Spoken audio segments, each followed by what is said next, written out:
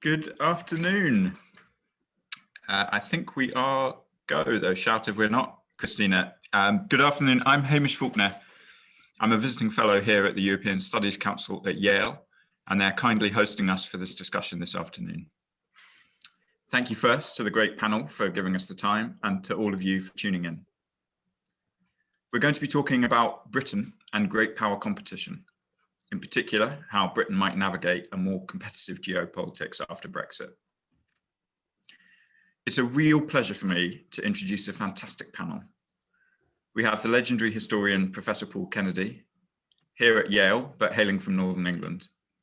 He's the author of 19 books, many of them seminal, not least The Rise and Fall of Great Powers, The Rise and Fall of British Naval Mastery, and particularly pertinent for the pair of diplomats on this panel, The Realities Behind Diplomacy. Professor, thank you very much for being with us. Thank you. We're also joined by Suzanne Raine, a former colleague of mine from Britain's Foreign Office. His 25-year career in foreign service included postings all over the world, from Poland to Pakistan. She understands the worlds of diplomacy, intelligence, and hard politics better than most. She's head of the UK's Joint Terrorism Analysis Centre, our preeminent terrorism assessment body, during a number of attacks on the UK, particularly 3 bad ones in 2017. And she was called upon to deliver the definitive assessment of the current threat to prime ministers. She now divides her time between the University of Cambridge's Forum on Geopolitics, the Royal United Services Institute, and the Imperial War Museum, where she sits on the board. Finally, we're very lucky to have Shashank Joshi, who's now the defense editor of The Economist, after stints in RUSI, the University of Oxford's Changing Character of War programme, and Cambridge and Harvard. He's published books on Iran's nuclear program and India's armed forces, and I highly recommend not only his articles, but his very insightful Twitter feed for a never-ending stream of defense and geopolitical analysis.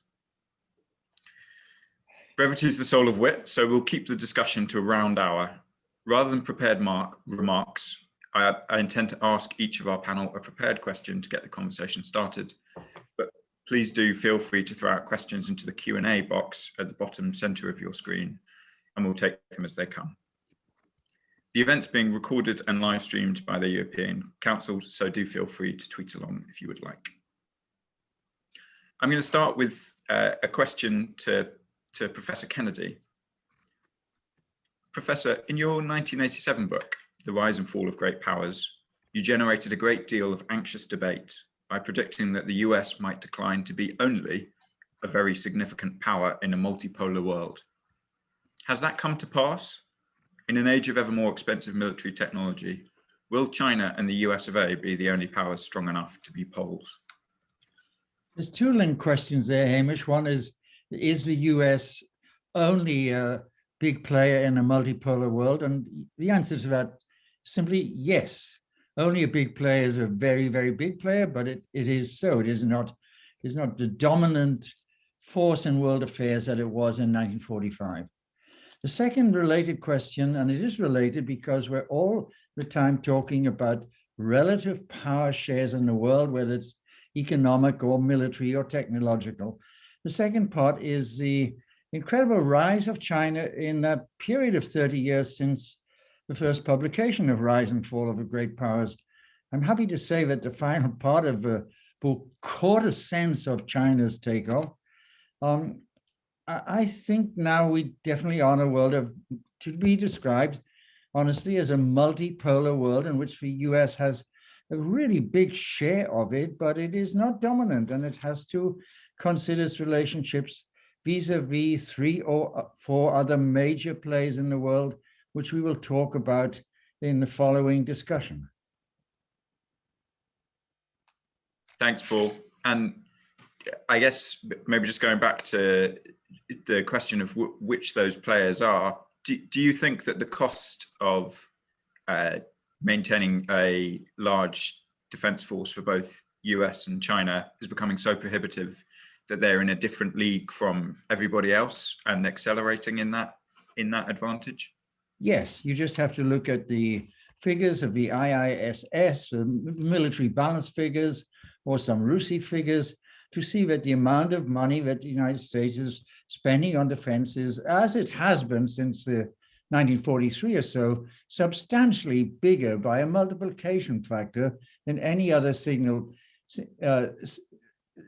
power, but that the Chinese amount rises every year faster and faster as it closes and closes. So there are two substantive high-paying defense spenders in the world, and that's those two. Thanks, Professor. Shashank, you've spent quite a lot of time writing about, they might be offended to call them, but middle powers, places like India and Iran and the UK.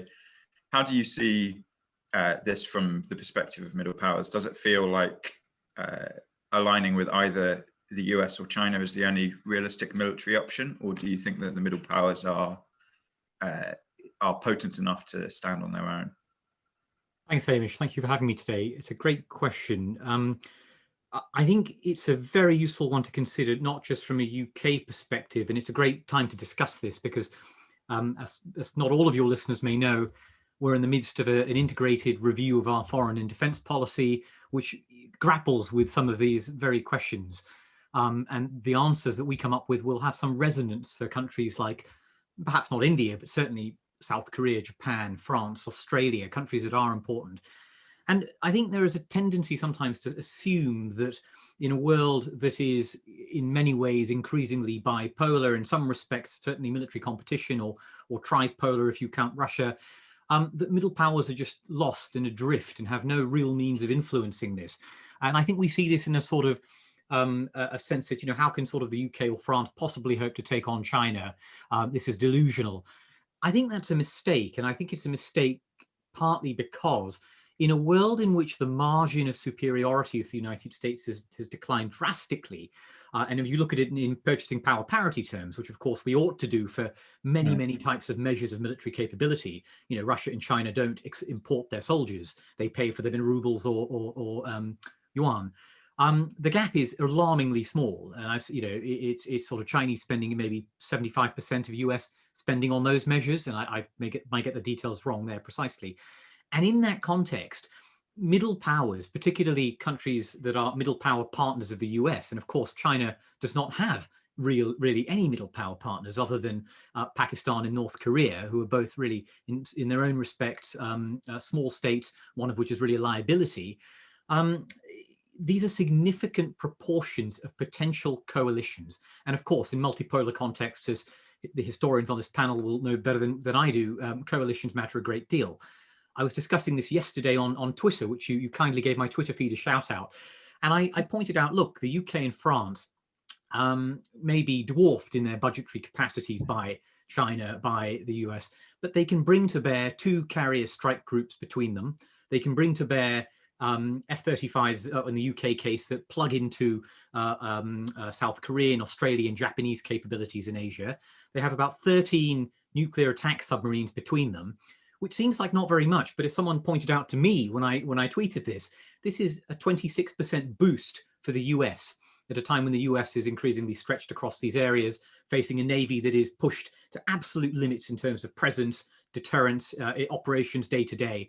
A 26% boost to your naval nuclear submarine attack capability by a pair of your best European allies is a very, very important thing. And it suggests that middle powers can actually tip the scales. Maybe that's putting it too strongly, but can make their presence felt in that environment.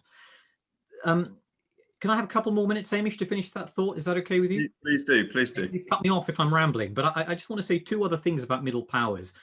One of them is that, and this both connects the things I'm seeing in the British debate about our defence review, is that we are seeing middle powers bring to bear capabilities that are not necessarily hyper expensive. They're not on the order of building super carriers or hypersonic boost glide vehicles or things like that, or indeed 350 ship navies like the United States and China.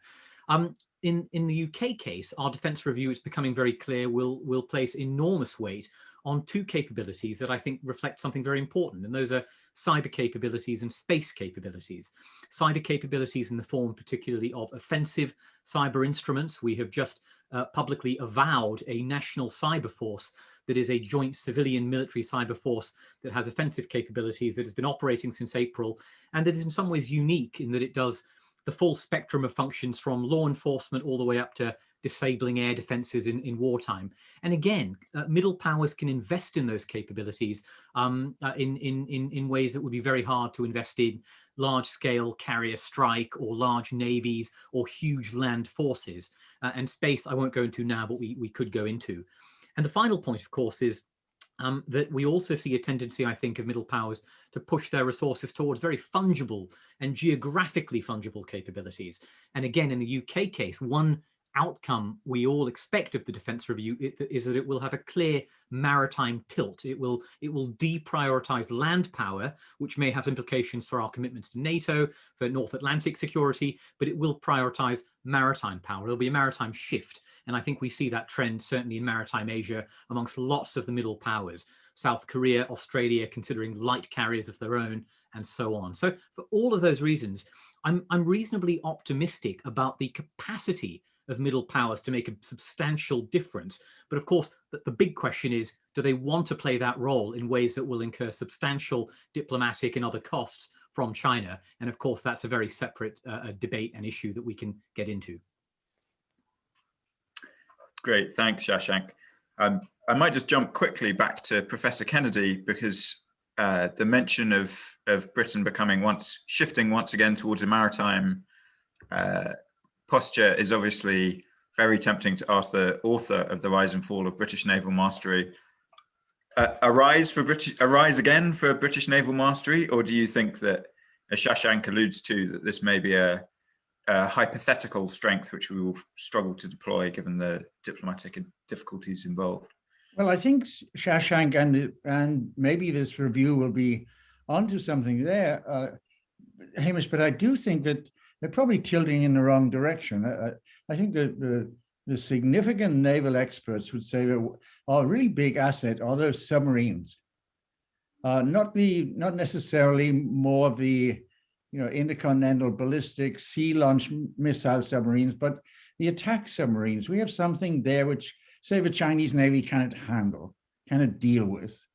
So we have maritime power, but we may be going in the wrong direction by thinking that a couple of very expensive aircraft carriers needing fuel, needing all sorts of logistical support from the US to do much effective in the Indian Ocean or Far East is a good way to invest our assets. I think maritime dimension is strong. I just think that the weaponry that I would tend to point to is the submarine rather than the on the surface assets.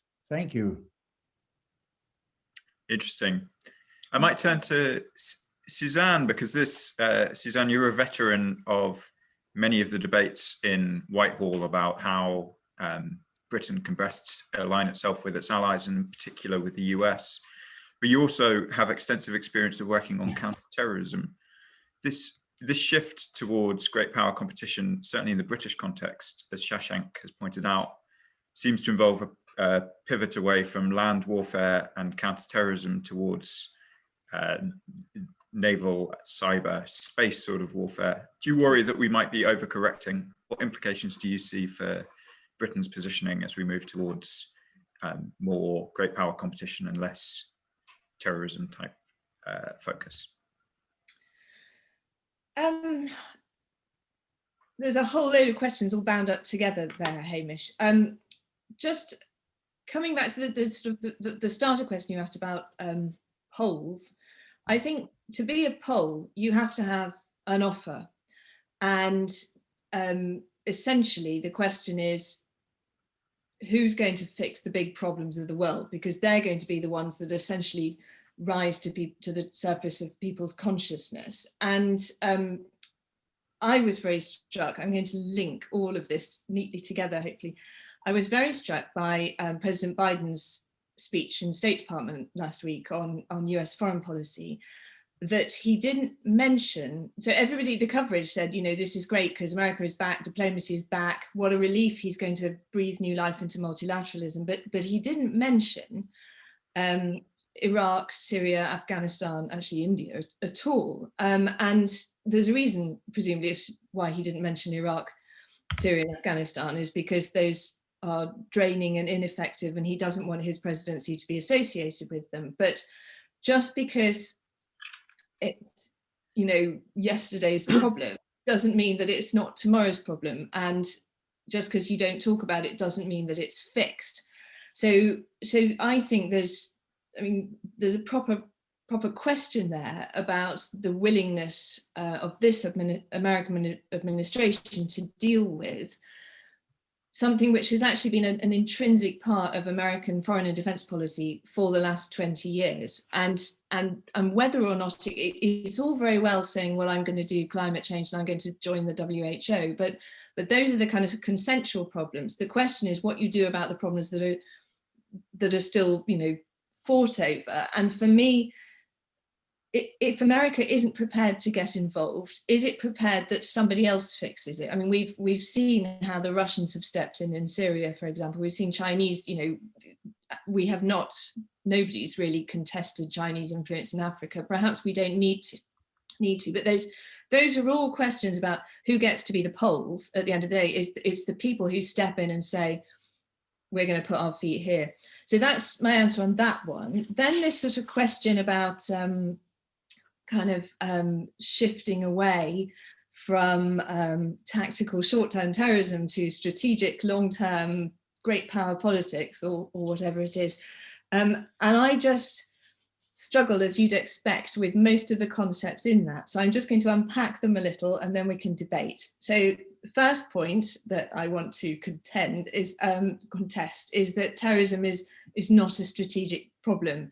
I find it really confusing that we say Russia and China are strategic, but terrorism isn't, when the last 30 years have demonstrated actually that we will kind of only really undertake military engagements on a counter-terrorist agenda. And we have sought, insofar as is possible, to avoid any actual military confrontation with Russia and China. And I don't think any of us can imagine that we will have that unless the situation has gone badly wrong. And that's, of course, why we're spending money on deterrence, because we don't want to have to fight them, but we do fight the terrorists. And I don't think anything has shaped us and our society more in the last 20 years than 9/11 and our response to it. It's caused us to spend an unimaginable amount of money on wars in Iraq and Afghanistan and Syria. And it's changed our societies. It's changed the way we relate to each other, the way we, we've changed our laws. We've changed, in the case of America, we've changed who's allowed to come to America. We've changed dynamics within our own communities, our education system. We've introduced suspicions and surveillance. Our architecture is different because of terrorism. We have protective barriers everywhere. Public spaces are a different experience. So I don't think even at the height of the Cold War, when the Soviets were the arch enemy, they didn't change us as much as the terrorists have. So it is a strategic issue. Let's just agree that. I also object to any sense that terrorism is a short-term thing. It's not. I've got one of the books behind me is a book that was published in 1878 called "Is the Indian Mussulman Bound in Conscience to Rebel Against the Queen?" And that was about the problems that they had in the British Empire on the northwest frontier province of what is now Pakistan. In the Caucasus in the 1820s and 30s, Imam Shamil led a jihadi resistance against Tsarist expansionism. And from the 1950s onwards, UK and American adventures in the Middle East, whatever you call them, have been defined consistently by some kind of Islamist terrorist violence that we've had to respond to in different ways.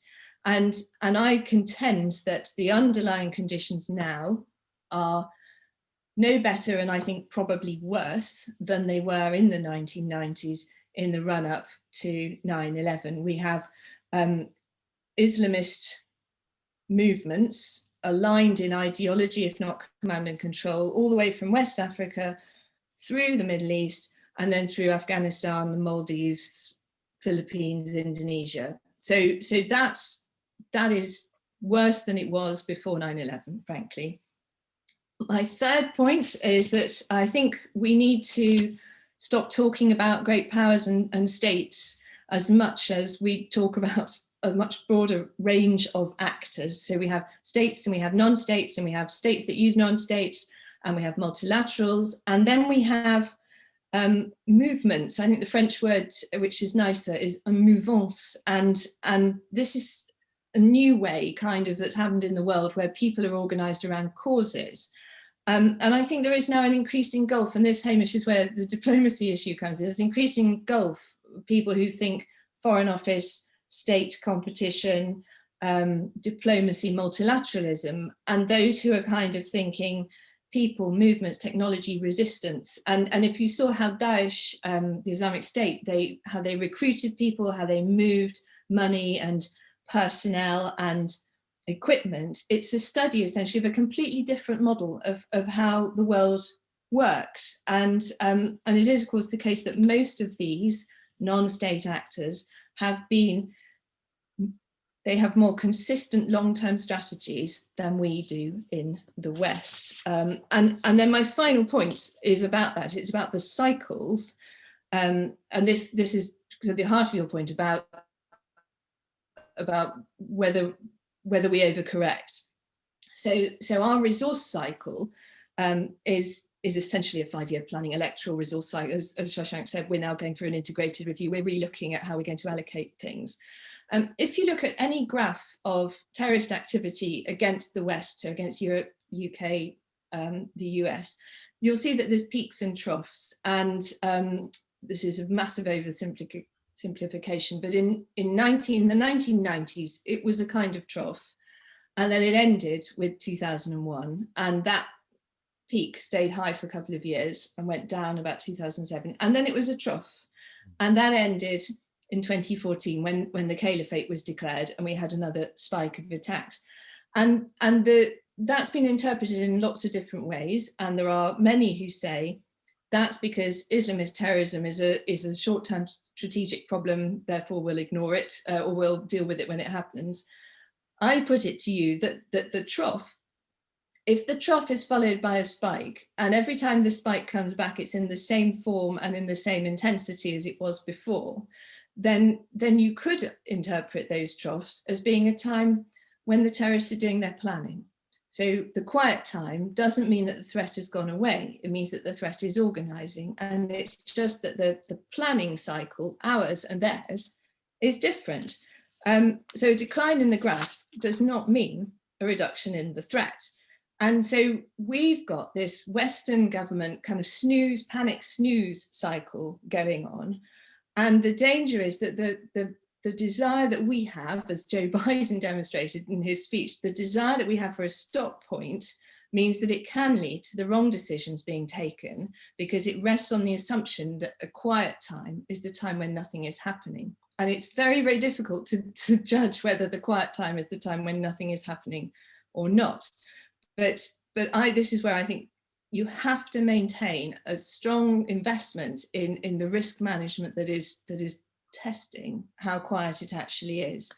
And in practice, the threat is at its most dangerous before, not after the risk materializes. So I think, and I'm not saying we should spend all our money on terrorism, but I think we need constantly to be thinking counter-cyclically. So if it looks like this, if it looks like that, is it that we should expect something to happen?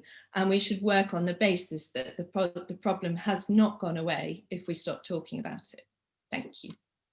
Thanks, Suzanne. Shashank, it looks like you wanted to jump in. I thought that was a really fascinating intervention by Suzanne. And of course, the dilemma in military planning circles is to ask, well, are the forces that we need for competing against China, both in peacetime and potentially prevailing in a major war in the Western Pacific, compatible with the forces we might need for a situation of the sort we've faced in the last 20 years? And the answer that many of them reach is obviously not. But if I have to pick, I'll go for I'd rather, do what I need to do to beef up Taiwan and Japan and treaty allies than I will fighting the Middle East. But I think where these two things come together in a more sophisticated narrative, as a sort that Suzanne offered, is the way in which the subject of resilience has sort of come to the fore again in many Western societies, because that idea of resilience, which I think is going to be part of the integrated review here in the UK as well, is something that says, well, okay, the threat from terrorists, non-state actors, and indeed movements, societal movements, is still there. And rather than think or focus about militarized expeditionary heavy footprint counterterrorism, one answer among many is resilience to that threat. And that could mean intelligence, that could mean other defensive measures, it can mean allied cooperation, all of those things, even societal resilience to cope with the aftermath of an attack.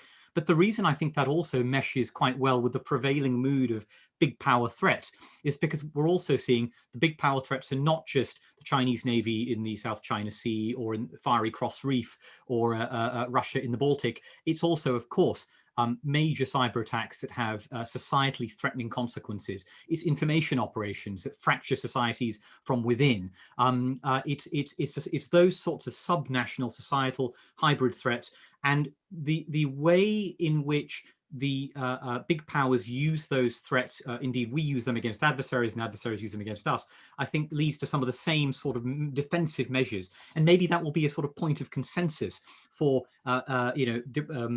bureaucracies, foreign ministries, securocracies, thinking, how do we allocate our funds? And the point of consensus will be, well, what we do agree is we need to protect ourselves against information, cyber, pandemic, bio threats from states and movements alike, and that's a point of consensus. Thanks, Shashank. Professor Kennedy, I think you were going to come in as well. I was indeed. Listening to Suzanne, I thought there was I couldn't help thinking of the irony of the conversation, Hamish, because it in no way is anybody demeaning the significance of the threat of terrorism and the need for substantive assets in the counterterrorism combined strategy that we must do with other states. The irony is this: we're probably able to punch significantly above our weight in all of the areas that Suzanne is talking about. In intelligence, smart weaponry, smart forces, amphibious forces, specialist troops, etc. Then the idea of thinking of playing any role in the Western Pacific or South China Sea or even in the Indian Ocean. I do go for naval assets, and I did suggest that in particular attack submarines along with amphibious forces are the way to go there. And what Suzanne says makes sense to me. It's just that we should give up the notion that we should be putting some substantive above the surface forces into the Far East. We have no role to play there anymore. And I would end this by doing a twist here, Hamish, into thinking about the great power system once again.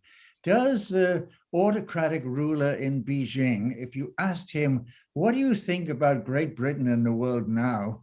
He would sort of kind of scratch his head as to what sort of polite reply do I give?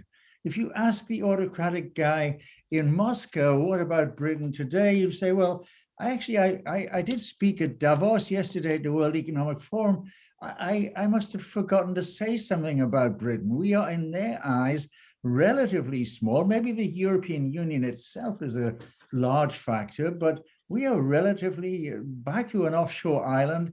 We play a higher role with all the things Suzanne talks about, and maybe some naval assets and special forces.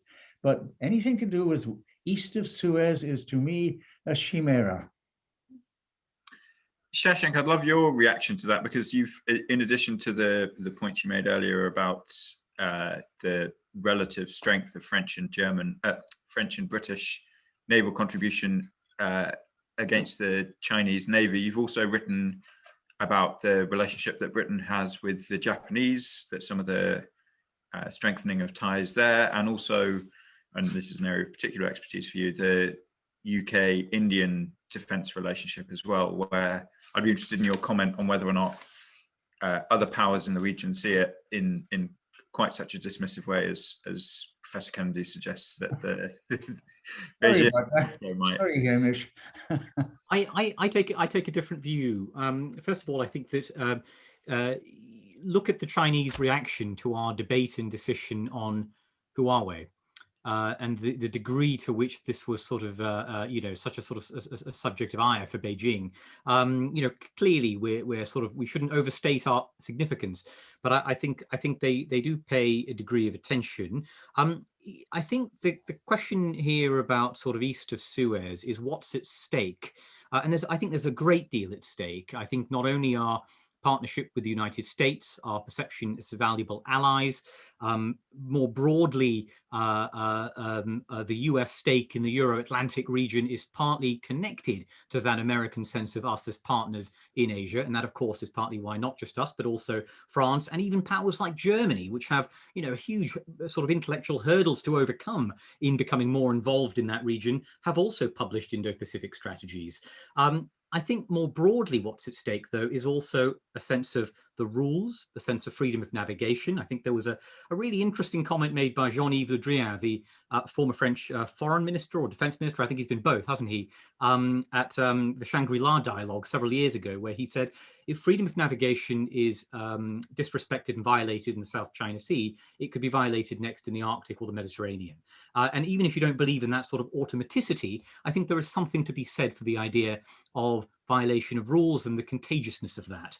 And more broadly, this worry that Asia that is dominated by China, in which we don't play a role in helping to uphold a balance of power involving not just the US, but also a range of other Asian powers, notably Japan, Australia, India, but also others, is one in which China is not going to threaten us militarily or threaten our existence or do something in that sort of narrow territorial sense, but I think it will contribute to a world that is safer for Beijing, a world in which illiberal norms tend to predominate, a world in which the scope for us to maintain autonomous policies, autonomous decisions is narrowed and lessened. And I think that has a corrosive impact on liberal democracy at home, as Norway has found, in response to the Nobel Prize with China, as the Australians have found in the last year or so, as the South Koreans found with their deployment of the THAAD radar, as numerous countries have found. I think that's what's at stake for me. And so the UK does have a role to play in concert with other middle powers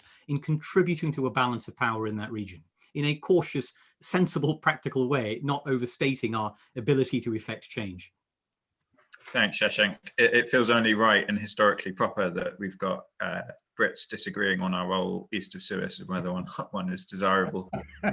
Suzanne, what do you make of this debate? Are we straying too far east, or, as Shashank argues, are the principles at stake and the consequences so significant that it's right that we seek to re-engage there, including above the surface?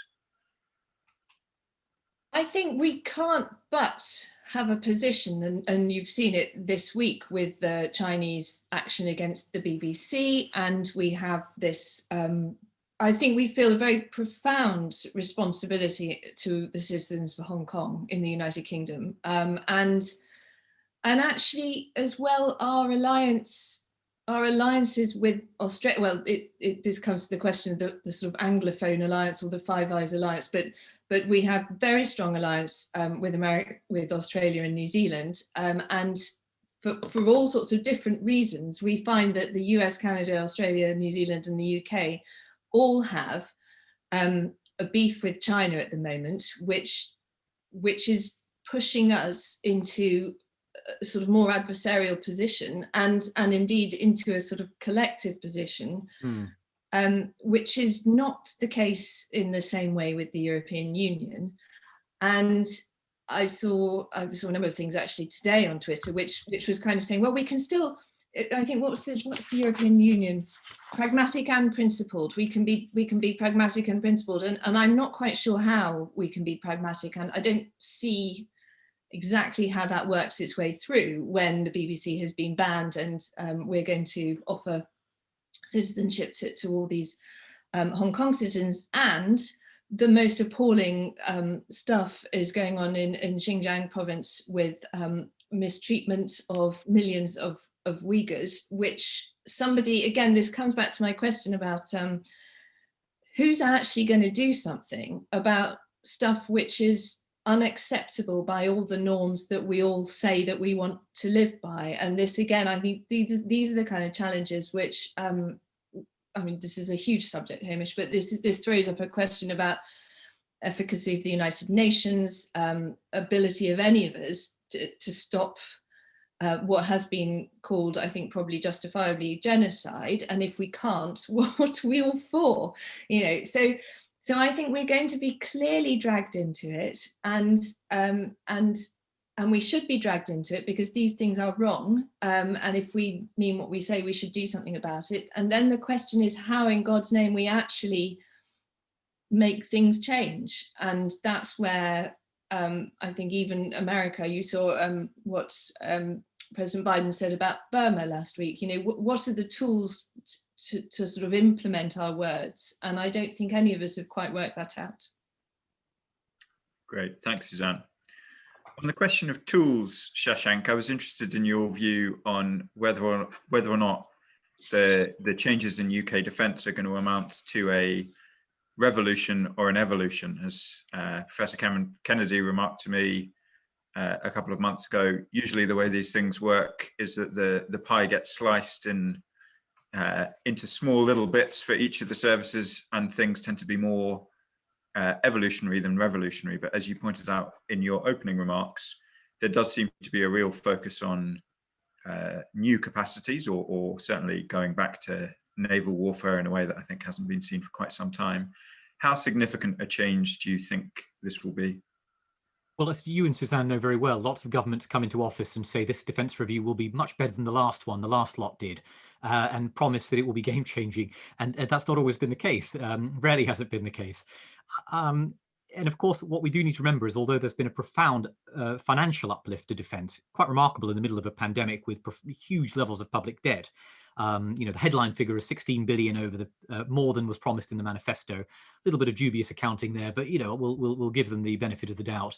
A lot of that is, of course, sucked up not in revolutionary things, but in very, very traditional things. Notably, in the UK's case, in the new dreadnought-class ballistic missile submarines, our carriers of our nuclear deterrent. Huge amounts of money will be tied up on that.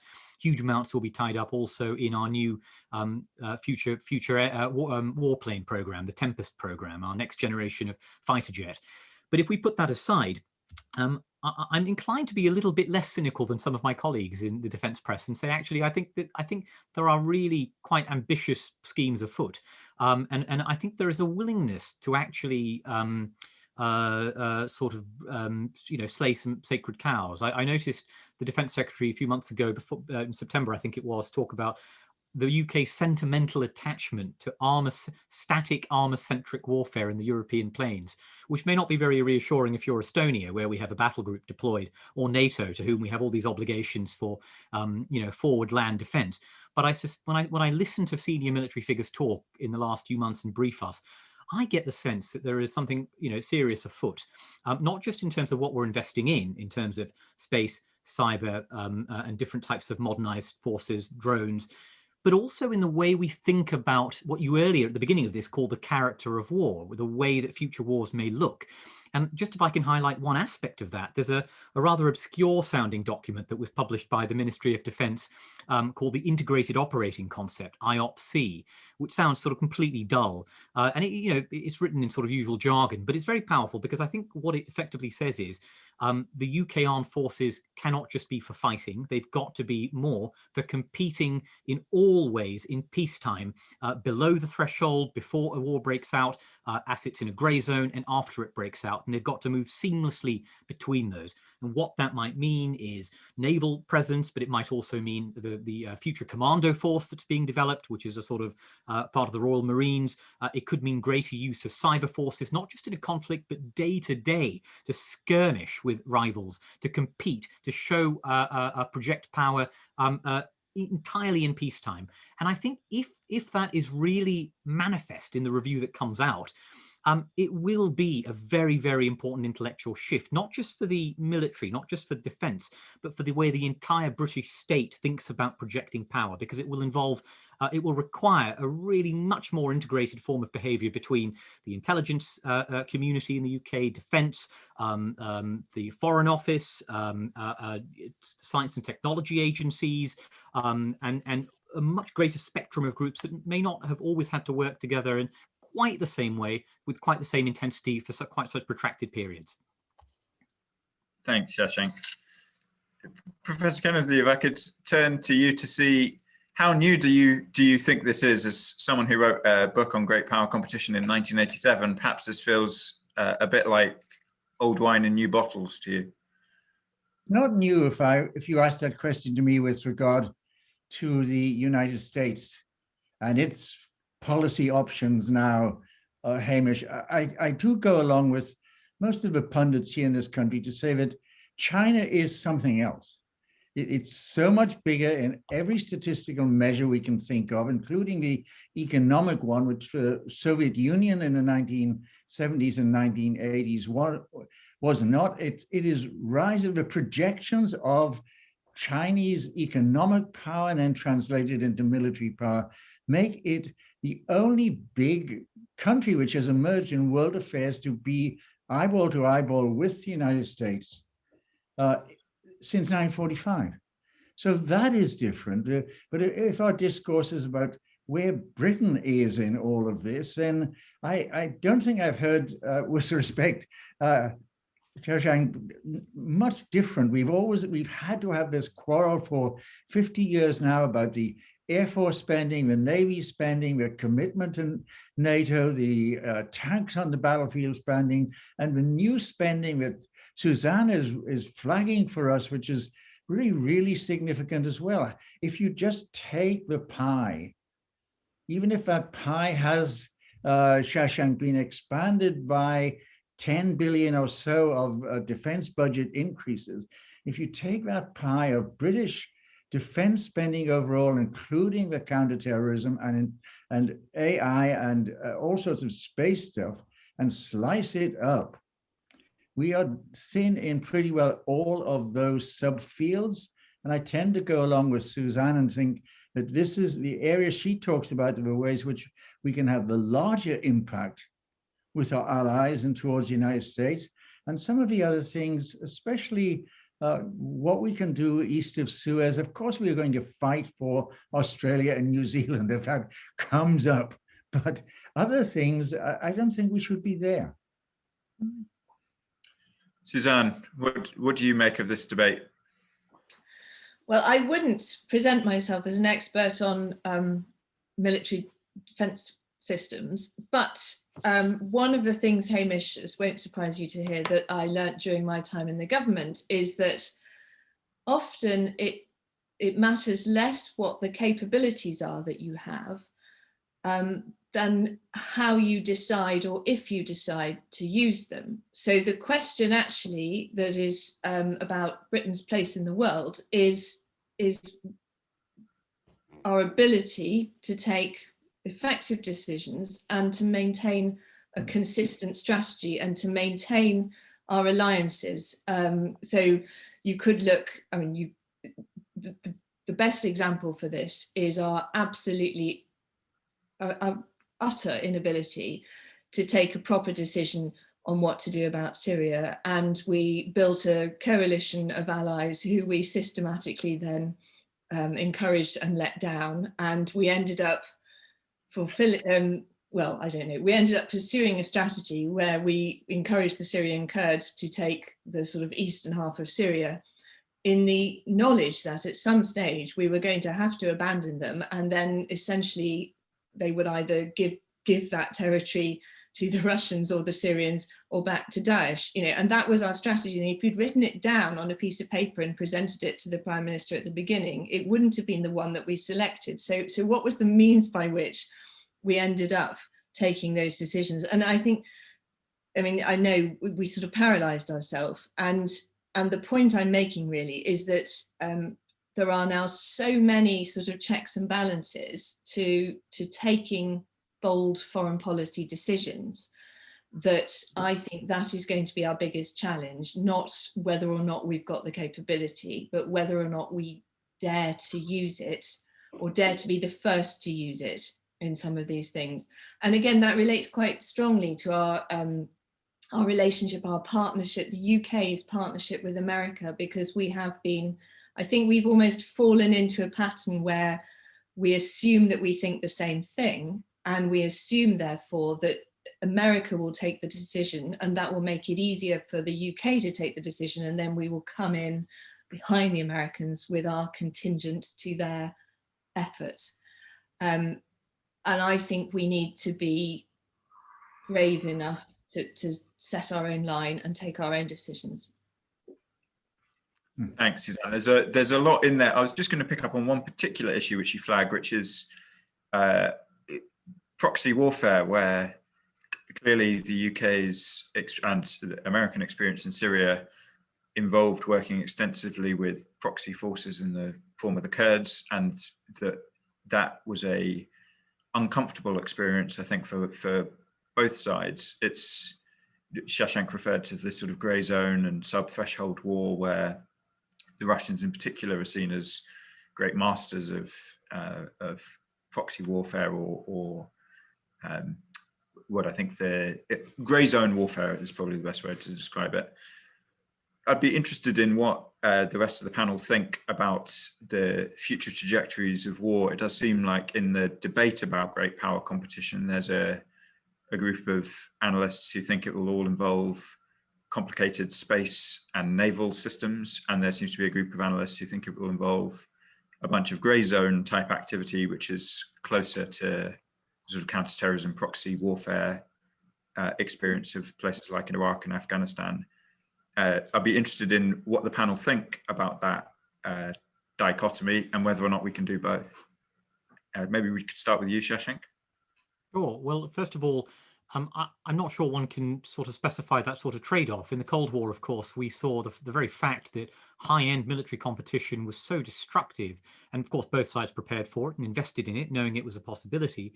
That actually, of course, pushed lots of the actual competition into proxy battlefields using deniable forces, using intelligence, using proxies, and so on. I look at Libya today, for example, or let's take the sort of Russia-NATO case. You've got a state here that is modernizing its armed forces in very impressive ways and has tested really kind of conventional military capabilities to very good effect in both Syria and Ukraine. Examples being electronic warfare, for example, in Syria, where electronic warfare, the Russians really have come a long way on that. In terms of artillery capabilities in Ukraine, using cyber. Explain what electronic warfare is for the sure. Electronic warfare would include things like using the electromagnetic spectrum to get an edge in warfare. So that could mean jamming someone else's capability, or spoofing something so as you're trying to sort of fool someone else's radar or disable their communications. All of that sort of activity would be EW, or electronic warfare. And the Russians have practiced it quite heavily now, using cyber attacks, or intrusions, we should say, to try and better and feeding that information to drones to target Ukrainian artillery pieces. So all of that's at one end of the spectrum, advanced, orthodox, traditional, conventional capabilities.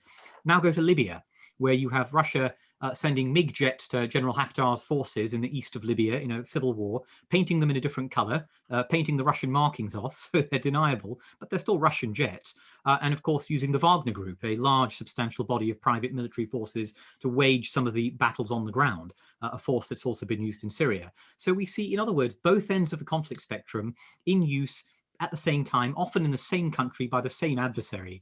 And I think that our tendency to look at these as separate things, and indeed one of them is legitimate and the other is sort of somewhat unsavory and slightly dodgy even, is something that we are going to have to reckon with. And in that document I mentioned, the integrated operating concept, one of the most intriguing lines is the suggestion that the UK, and by extension the West, will have to reconsider some of the ethical, legal, moral judgments in the way it prosecutes these things. It doesn't say we're going to commit war crimes or jettison international humanitarian law, but it's a really interesting, I think, realization that our approach to some of these means of warfare may have to change, because they're going to coexist with the high-end space and cyber stuff.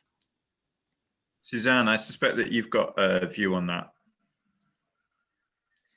I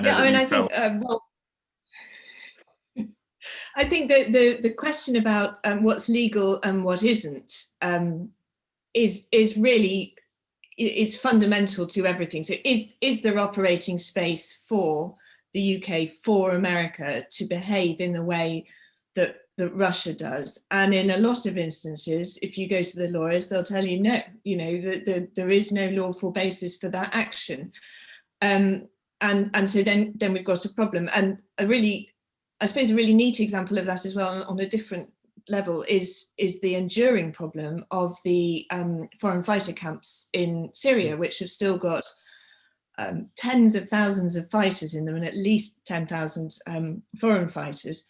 And there is no lawful multilateral solution of what to deal with these people. And until somebody can come up with something other than everyone should take them back and prosecute them when they're not going to have any, they're not going to be able to find them guilty, they're just going to sit there indefinitely, which is also not a solution. So that's just an illustration of a problem that we've all got about the law and our structures not actually enabling us to deal with the problems. But on Shashank's point about Russian intervention in or activities in Ukraine and in Libya, I sort of refer back to something I said right at the beginning about if you choose to be a pole, so is America, is the UK, is Europe going to choose that it wants to contest these spaces, or are we happy for the Russians to go in with their mercenary groups, with their electronic warfare? And it's not a nice to have thing that we can all sort of deal with once we've worked out how we're going to reset the rules-based international system. It's on the ground now. Ukraine has happened, Syria has happened, and we just haven't been able to organize ourselves either in legal terms or in decision-making terms to actually contest the space. And that was the thing that I didn't hear in President Biden's foreign policy speech. And I doubt actually that our integrated review is going to say, we're going to go back into Libya and tell the Russians that it's ours. I don't think we're going to actually want to do that. But if we don't, then they stay there. Thanks, Suzanne. Professor Kennedy, do you have a perspective on this debate between high end and the low end? Listening to Suzanne and enjoying all her remarks, I want to come back to a reference she made historically earlier to dealing with low-level threats a long way away back in the 1820s or 1840s, Suzanne. I've been working for a little while now, Hamish, on going back to British and Western policies and defense structures in the 1920s. And I get a lot of resonances here because we have this extended set of obligations across India and the Middle East in the 1920s, which are giving us a great deal of a headache, and we're stretching out our British Army in all ways. The Navy had to be stabilized because of international agreement, but it was really worried about the rise of other navies. There's a nascent Air Force screaming for funds, and I think Shashank could come in with some figures here, but I suspect the cost of the new fighter development and everything else is going to be just huge.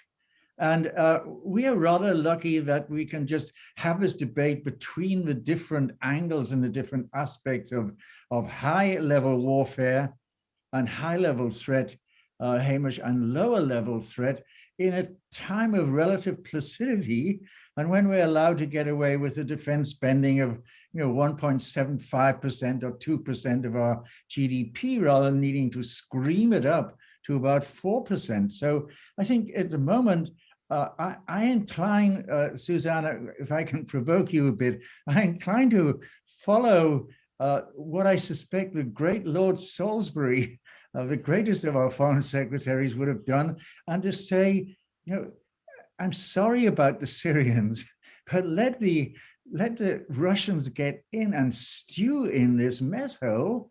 We will try to do all the best we can for refugees and on the international, support system for those who are the sufferers. But why don't we just see if they can't get so stuck into Syria that, like their own experience in Afghanistan, they will eventually pull out rather battered and bruised, rather than thinking that they have a sophisticated military system which will control Syria forever? I don't think so. Great. Thank you so much to the panel. That's been a really interesting debate. I'm going to suggest that we end with one last quick-fire question, which is Andrew Connolly has asked us about what we think about the G7 summit in June, which the UK is hosting. And there is a range of proposals for what Britain might focus on with its chairmanship. One of the ideas is that we might seek to set up a D10, a new alliance of the 10 biggest democracies, and debate rages about whether or not getting into such configuration is a mistake, because it will end up drawing us into an adversarial position with China, or whether or not this is exactly the kind of thing Britain should be doing. Can I ask for quick fire reactions from the three panelists about how the UK should be positioning itself in the G7? Is the D10 a good idea? Is this the direction of the future? Shashank? Sure, I'm very happy to say yes, I think it is. I think one of the lessons is we're coming out of 4 traumatic years for multilateralism. The Biden administration has set out a very, very strident view of strategic competition with China, but also a willingness to work with allies. And from the point of view of the UK, there is safety in numbers. And that's not just from the point of view of the UK, from the point of view of the Koreans, the Indians, the Australians, the French. There is safety in numbers, whether that's on setting standards for 5G or 6G in the future, technological supply chains, freedom of speech, speaking out on genocide. Doing so as a middle power on your own is hard. Doing so as a bloc of like-minded states led by a normal president is something that is, I think we can be very grateful for. Great. Professor Kennedy, good idea or a trap? Look, if there is a proposal for D10, and I think the United Kingdom should willingly agree and accept and say, that's a good idea, we are on board. I don't think we should be trying to lead it as if there's some sort of great, pompous leadership role for us here. G7 has got enough on its mind with economic problems, I would think. I would go for a D10, provided we were part of those joining in, rather than attempting to punch above our diplomatic and our public relations weight in the world, and suggesting that we could be the leader of this D10, for heaven's sake. Suzanne. So 10, yes, but that's to some extent an arbitrary number. So why can't it be the D76 if 76 countries want to join it and fulfill the criteria, whatever they are? You'd have to be clear. But you don't want to create a kind of them and us even within like-minded countries. So I think it's a sort of start point, but you risk excluding other Ds. And I suppose what I was thinking about, why is the UN so stuck, and are you at risk of sort of setting up something else?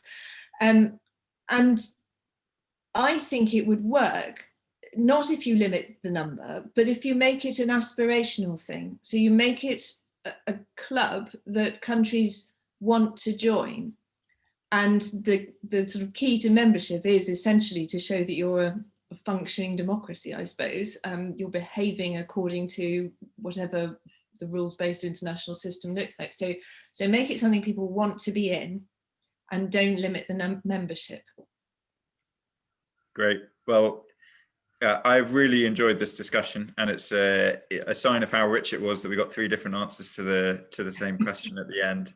So thank you very much to the 3 excellent panelists. Thank you to who's joined for the hour, and have a good afternoon.